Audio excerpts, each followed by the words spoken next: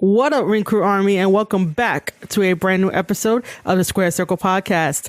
I am your host, Marie Shadows, and on this episode of the Square Circle Podcast, we have a lot of New Japan Pro Wrestling to get through, especially up onto the current night of night 4, I believe, maybe night 5. I've been out of the loop, but I've been paying attention to the matches and I've been paying attention to the road to Dontaku. The road to Dontaku leads to May 4th and May 5th.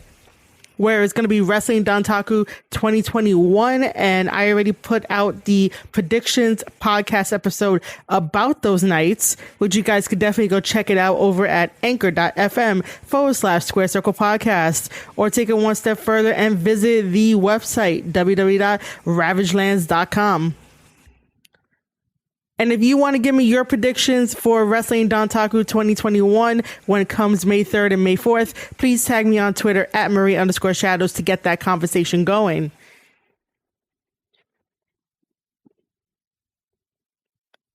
So during these Road 2 shows, they could get very repetitive, and we've been seeing the same matches over and over. So I won't dive too deep into the same matches over and over with the same stories. However, some new story layers and tidbits have been developing, which is very nicely. I do want to say that this Road 2 Dontaku series has been very dominant by United Empire, led by Will Ospreay and his amazing set of athletes, Aaron Henare, Great Khan, and Jeff Cobb. Together as a team, they all work great, whether they're in tag team, 6-man and 8-man tags. They have been dominating throughout the whole entire tour, even if sometimes they don't get the victories here and there. But regardless, they look like $1,000,000, and they look like one day they will rival Bullet Club, and I cannot wait for that. So let's just quickly go over the highlights for the notes that I have for night 2 and 3, and then we'll generally talk about the whole entire Road 2 show in general, the breakout stars, what stories we can probably see in the future, fantasy booking. Let's just have fun with this episode. So for night 2 of the Road to Dontaku, this was on April 13th. The opening match was Gabriel Kidd teaming up with Sho and Yo to take on Desperado, Suzuki, and Yoshinobu. Gabriel Kidd definitely holds his own here in this match and even goes after Suzuki.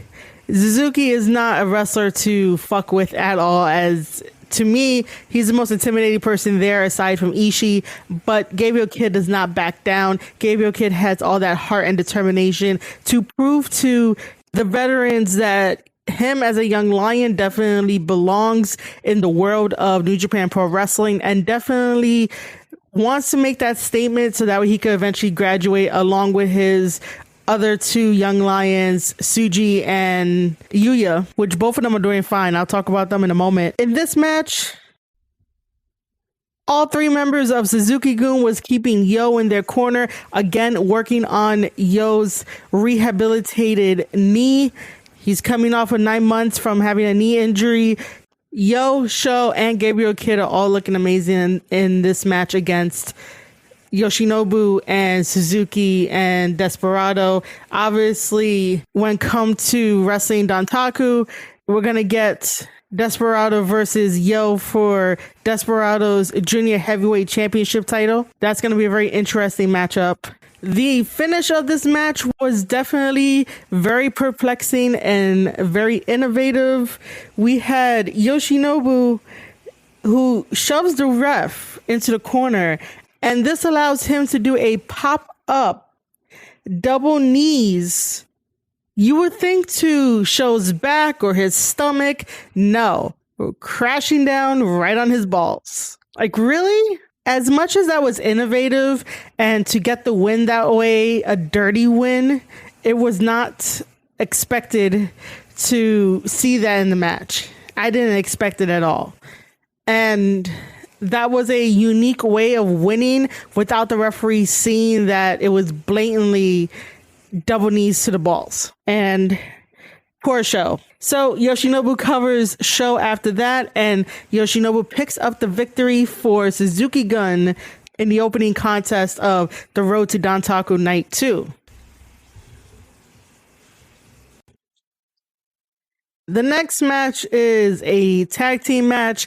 We've seen this on the Road to Dontaku. It's been repetitive to say the least, and it is God with Jado taking on Zack Sabre Jr. and Taichi, who makes up Dangerous Tekkers, along with Doki in their corner. All these men are going to have their matches come May 3rd and May 4th. On May 3rd, we're having singles action where it's going to be Zack Sabre Jr. taking on Tangaloa. If Zack Sabre Jr. can pin Tangaloa, he is granted a tag team title shot against God for those titles. If Zack Sabre Jr. does not get that victory over Tangaloa on May 3rd, that will probably be his last time to try to get those tag team titles with his partner Taichi. I really need this story to really stop. I really do. And it's only because there's nothing really new to be added to this story at all. If they would have grabbed another heavyweight tag team to insert them into God versus Dangerous Tekkers, then maybe it could be something new and fresh. But throughout the Road to series, we keep getting the same matches.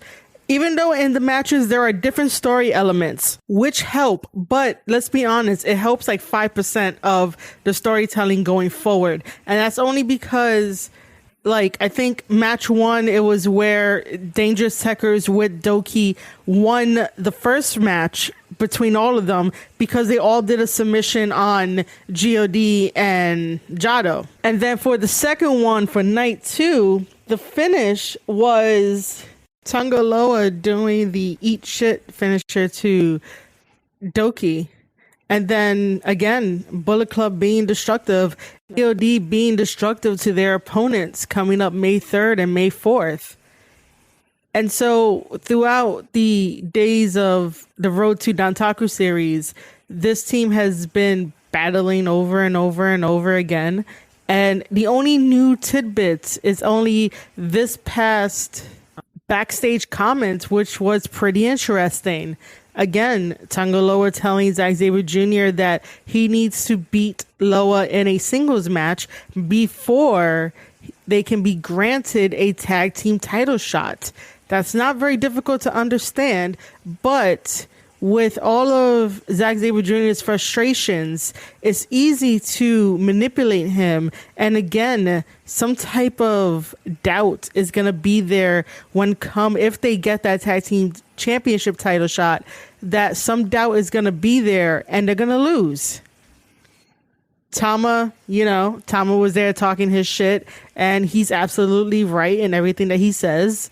And he's probably going to get the Iron Fingers, maybe, because both him and Taichi are going to be in a singles match on May 3rd, where the Iron Fingers are going to be hoisted above the ring, and it's going to be a ladder match. So it's basically a custody battle of the Iron Fingers. I honestly thought this story was already done with. There's nothing new to it where I could get hype. I just want that story to really end. So aside from God having backstage comments, so did Zack Sabre Jr. and Taichi also had backstage comments, and both of them were completely frustrated. They both want their title shot. They both want to take the belts off of God, but that's not how it works.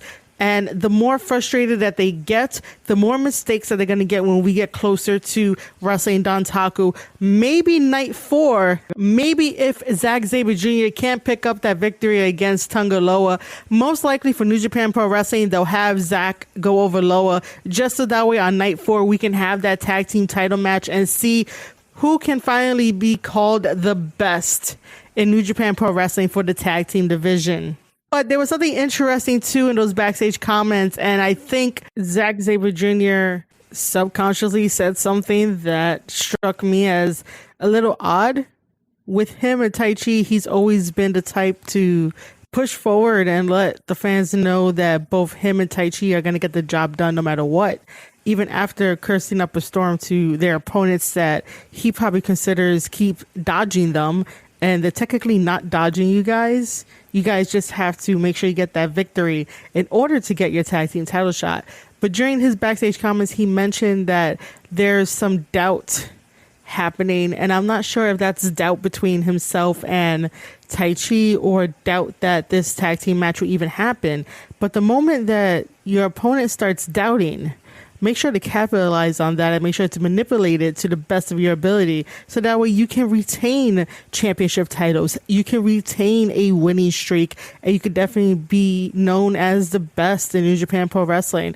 So I'm not sure how GOD is definitely going to take advantage of the doubts that Zack Sabre Jr. has. And if he does have these doubts and we see them on May 3rd, then we know that they're probably not going to get a championship title match. If Zack Sabre Jr. can push past his doubts and somehow get an upset victory over Tangaloa, who's one half of the heavyweight junior tag team champions, then maybe on May 4th we can see that tag team title shot. But I just thought that was interesting. I think subconsciously Zack Sabre Jr. had mentioned it. So I honestly hope that whatever the outcome is, we can move past GOD taking on Zack Sabre Jr. and Taichi. I need some new fresh matchups. I need some new angles, something different, something unexpected. That's what I really need right now from both of these teams, because I know how great GOD is. And for them to keep doing the same things over and over without adding anything new is definitely going to not make it as hype as possible. And I really can't make this hype too on the podcast. I love GOD. They are fantastic. I just need something different to talk about and get behind. Which brings me to my next point, Bullet Club versus Chaos. The main thing to take away from those matches on these Road 2 is that Kenta is one hell of a performer.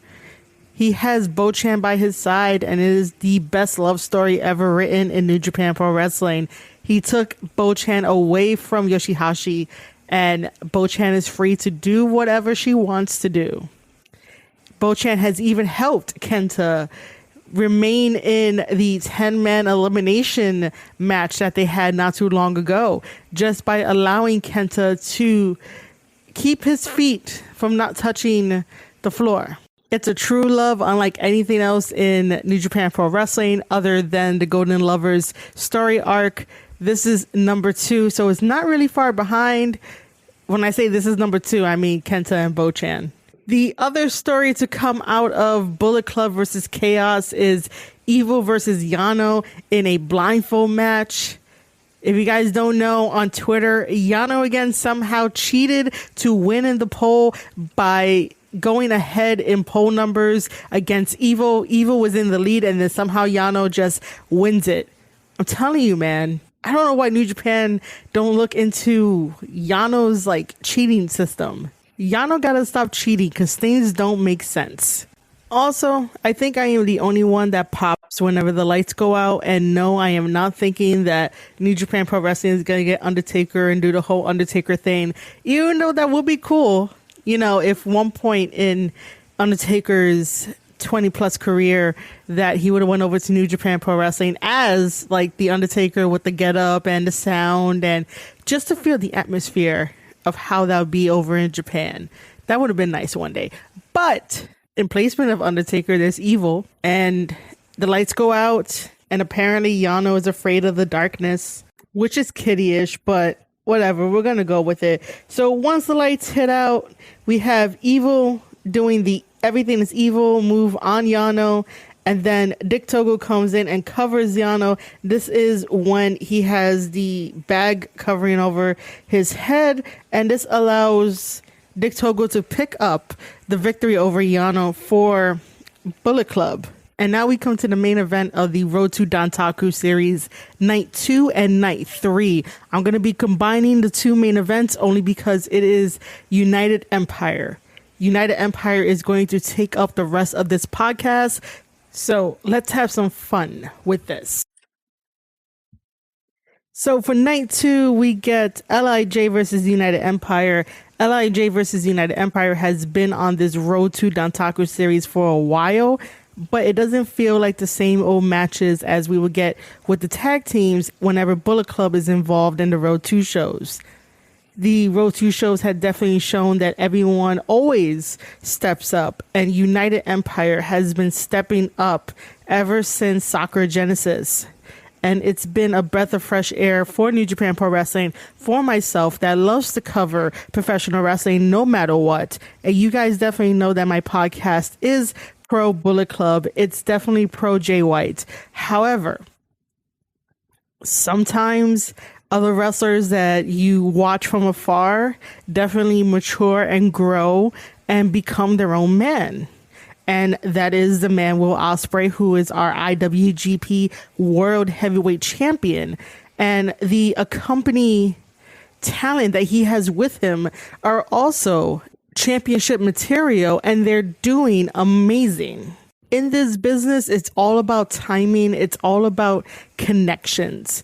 And Jeff Cobb is definitely a really good athlete in the ring and cuts short and sweet backstage promos that leave you wanting more, because you know that he's capable of really destroying people, really using his power against people, and then to hype up everybody, you know, subtlety at his best.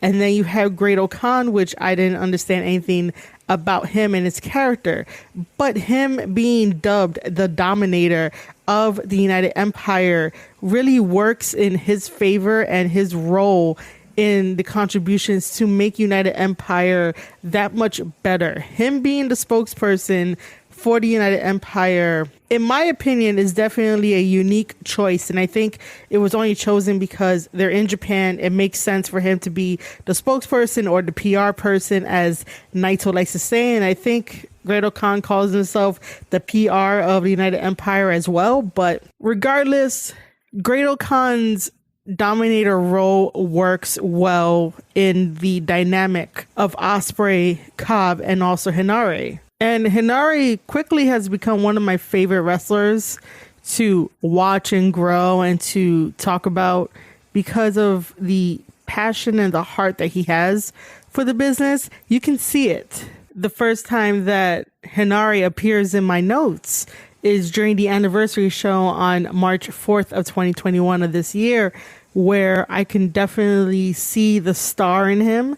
I know he has a lot more wrestling under his belt. I know he has a lot more matches under his belt, but being exposed to him on that night and following him through the New Japan Cup and just seeing how he handles himself in the ring, you could definitely see that there was something needed to be added to Henare at the time. Him being a babyface, it just wasn't the best idea. Now that he has aligned himself with United Empire, everything just falls into place, and everything just feels like this is the Henare we are all supposed to see in front of us. And we're supposed to grow with him at the same time as he's growing, and he's doing a wonderful job. His wrestling ability inside the ring now is a lot more tamed and calm than when he was a babyface. When he was a babyface, he had all this power and destructive and that rage that he carries. And you could definitely see it. You could definitely know that he's going to run at you at full speed and you're going to feel it. Jay White definitely knows. And again, that match that Henare had with Jay White was one of the best matches I've seen. And that's because Jay White knows how to get the best out of his opponents. Now that Henare has become the ultimate weapon for the United Empire, you can definitely see that there is no wasted moves, no wasted motion when he's going after Sonata. And even adding a simple heel hook submission in his moveset just tells me that he's willing to adapt in situations in these wrestling matches. Sometimes wrestlers in general go in there with their moveset of that they're all power, and they try to get the victory as quick as possible with the moves that they have, rather than thinking about if they add a certain type of move. This is going to slow down the match. This is going to make your opponent not be 100%. And then when you go in for the victory, it might end up being that much sweeter. So as an example, we always say that if you're fighting a high flyer, the best thing to do is to attack either their core, so that way they don't have enough strength to at least do a frog splash, or take out their legs, so that way they don't have enough strength to climb the ropes or even to walk. And the more submissions that you know, the better it is to keep your opponent grounded, especially if you're going against a high flyer. Sometimes high flyers defy all odds and end up still flying, even if they're hurt. But regardless, you got them hurt, and there's a chance of getting a victory. So that just shows me that Henare is ready to become an all-round wrestler and to show the world why he definitely belongs in New Japan Pro Wrestling, why he definitely deserves to wrestle with the best. And they put him against the best. Jay White is definitely one of the best in New Japan Pro Wrestling. And to go against him, that was definitely a really good idea. And it really showed that Henare has all this power, has all this talent. However, it might be very loud and large, meaning that every time he came out of the corner, it was explosive. Every time he hit Jay White, it was explosive. Now, when he's with United Empire, it's still explosive, but it's controlled. He lets out his power whenever it's needed, but when he's around the United Empire, they probably taught him that don't always go 100% into the matches.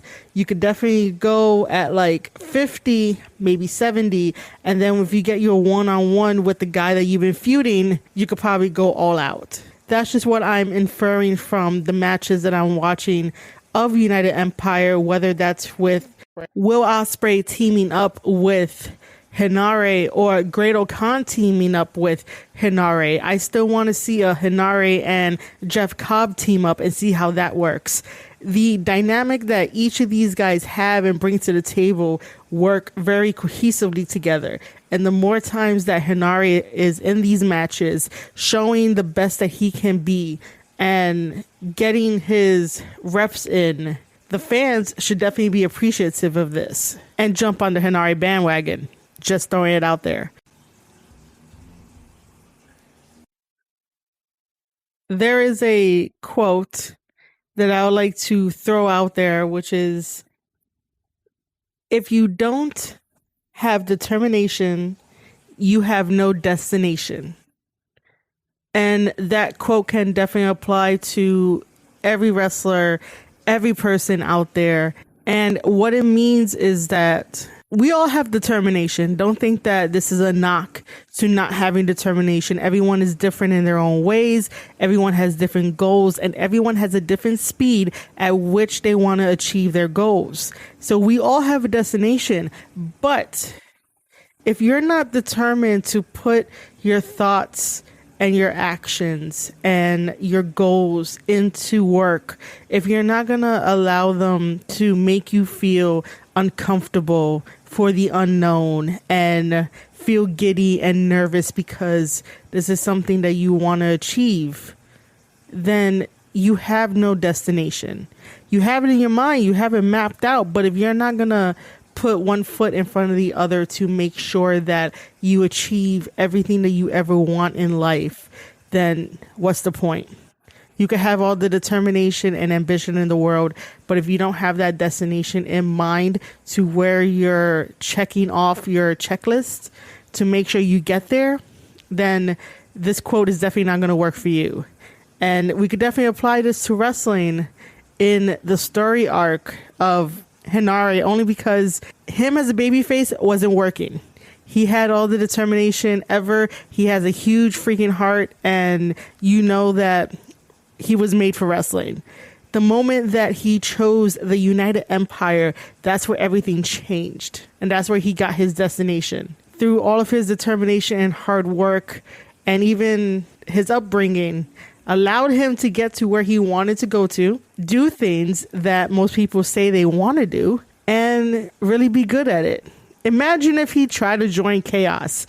If Okada was like, hey, Henare, come join Chaos. That wouldn't work. We saw that him teaming up with Chaos at one point didn't work. Imagine if Tana was like, yeah, I'll take you under my wing, like, for real, and, you know, we'll be a tag team or something, or I'll just be your guide. That wouldn't work. Henare wouldn't work with Tana. They probably have a good working relationship as a, like, tag team, but other than that, like, technically it wouldn't work. Imagine if Naito was like, hey, Henare, come join LIJ. That doesn't work either. Even though LIJ really just translates to the ungovernable, but, you know, that wouldn't work for Henare. Henare would get lost in the shuffle with LIJ. He'll probably have like a fantastic time just watching Hiromu and Naito being stupid, but that's about it. The only other team that probably could have worked is him joining Suzuki Gun, but then again, you know, it wouldn't work. He will probably get lost in the shadow of Suzuki-gun because I don't see Zack Sabre Jr. teaching Henare anything new. So here's why Henare joining United Empire makes sense. Not only is Henare surrounded by star power, I know for a fact that Will Ospreay and Jeff Cobb are definitely teaching him and Great O'Khan things. And they seem more like easygoing to teach the important stuff, like paying attention to details, how you would want to conduct your backstage promos, even though all those promos are off the top of everyone's head. But it's just the fact that you have Ospreay and Jeff Cobb with the years of experience under their belt and the stories that they have. So it's just one big like learning circle within the United Empire. They all feel and act as one. And this is probably Ospreay's vision of what the United Empire will definitely be. And the other reason for Henare joining, which is a good thing, is that Henare finally gets to be himself, and the tagline of the United Empire is that they do what they want. They take what they want. And I could definitely see that working for Henare even before he decided to join the United Empire. In every single match, it was him taking what he wants, and what he wants is definitely a victory. And even though he never really got the victories while he was a babyface, you know he wanted it. You know he's able to take it and he's able to get it. When he's with United Empire, he grabbed his first victory under United Empire, and it was amazing. So congrats to Henare picking up a victory over Sonata during the Road 2 shows when he teamed up with Great O'Khan. It felt great, it looked great, and you knew that this is the step in the right direction. New Japan Pro Wrestling definitely has some high regards for Henare and United Empire, so it's a victory in everyone's book underneath the United Empire that Henare got his win. So that's the reason why Henare fits within the United Empire. He does what he wants, he takes what he wants, and he's definitely going to be an unstoppable force in a couple years. And just being with the United Empire is only the beginning of his journey. So Henare traveled from babyface that had all the determination in the world, but he was missing that specific destination to turn his life around and make him feel like a freaking superstar. And then once he got onto United Empire, that's where everything clicked. And now he has a destination. And with more wins under his belt, with more determination under his belt, he could definitely go and challenge for championship titles. Because I really do want to see him succeed, and I really want to see him with some gold. We know that coming up on May 3rd, Jay White is returning, and Jay White is taking on Tanahashi for that never openweight championship title. And this is going to happen May 3rd at Wrestling Dontaku. What I would like, and this is just fantasy booking, guys. You know I like to fantasy book at times. I would definitely love to see a chase for that championship title. Another Henare versus Jay White, because Henare needs to right that wrong that happened at New Japan Cup. If the United Empire wants to stay with the tagline of they do what they want, they take what they want, and I'm probably paraphrasing, but you guys can definitely use it if you listen to my podcast episode, Henare needs to take back that loss. Even if he was under Toa Henare, it's still part of Henare no matter what, and it might bother him in the back of his mind. But I would love to see a chase for that never championship belt against Jay White, because Jay White brings the best out of everybody, and Jay White always mentions how everything revolves around him, which is true. But at the end of the day, I know that these two guys can put on one hell of a performance and drag me in to the story. And that's what I love about professional wrestling. Drag me into the story, make me pay attention, so that way I could push the correct narrative when I talk about it on my podcast episodes. Like, I just love talking about stories and getting lost in the art that is professional wrestling. And New Japan Pro Wrestling still has that. And I'll still be here to talk about it. So sometime in the future, I would definitely love to see Henare versus Jay White in a series of matches, just because. Other opponents that Henare could definitely face is going for tag team championship gold, where him and Jeff Cobb can team up as a tag team and go after the Gorillas of Destiny of Bullet Club. I want to see some gold on Jeff Cobb as well, and that would be a perfect starter if they don't get to a Henare versus Jay White series. But I would definitely love to see Jeff Cobb teaming up with Henare to take on GOD for those IWGP Heavyweight Championship Tag Team titles. That would be the fresh and new matchup that GOD needs, that Bullet Club needs to be on their toes. So, we have come to the end of my analysis for the Road to Dontaku series, even a little bit talk about Wrestling Dontaku May 3rd and May 4th. Gave you my opinions about the matches, the story, even dived a little bit more deeper into why Henare was the best fit for the United Empire, and that the United Empire has been so dominant during these Road to Dontaku series episodes that they feel like eventually they will rival Bullet Club. And I cannot wait for United Empire to go against Bullet Club. I want that story. That's going to be an amazing story. And then eventually we'll get down the line of Jay White challenging Will Ospreay for the IWGP World Heavyweight Championship title as well. And then everything will be right. Jay White will have got his destino and become champion of New Japan Pro Wrestling like he was meant to be. Always meant to be. And yeah, like I said, this podcast is pro Bullet Club, pro Jay White, pro Henare, and also pro United Empire. It's pro New Japan Pro Wrestling at this point.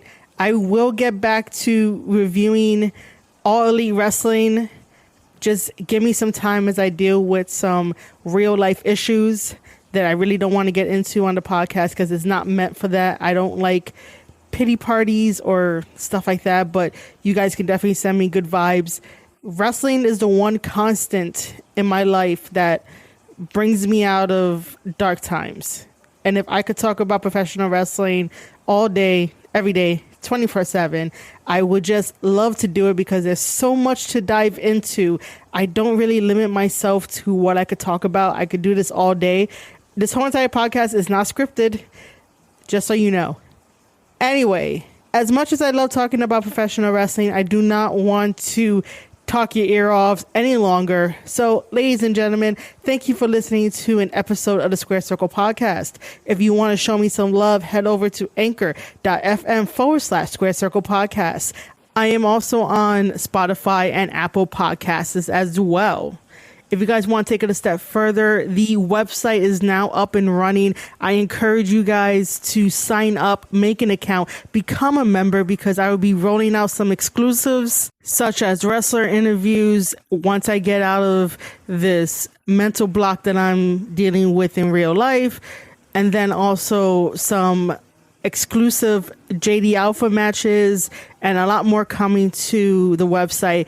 Go visit www.ravagelands.com. That is RAVAGELANDS.com. And if you want to take it a step further, follow me on Twitter, where we can have 24/7 conversations about wrestling at Marie_Shadows. So again, you have been listening to an episode of the Square Circle Podcast. I thank you for listening this long and showing me some love. I am your host, Marie Shadows, and I'll see you guys on the next one.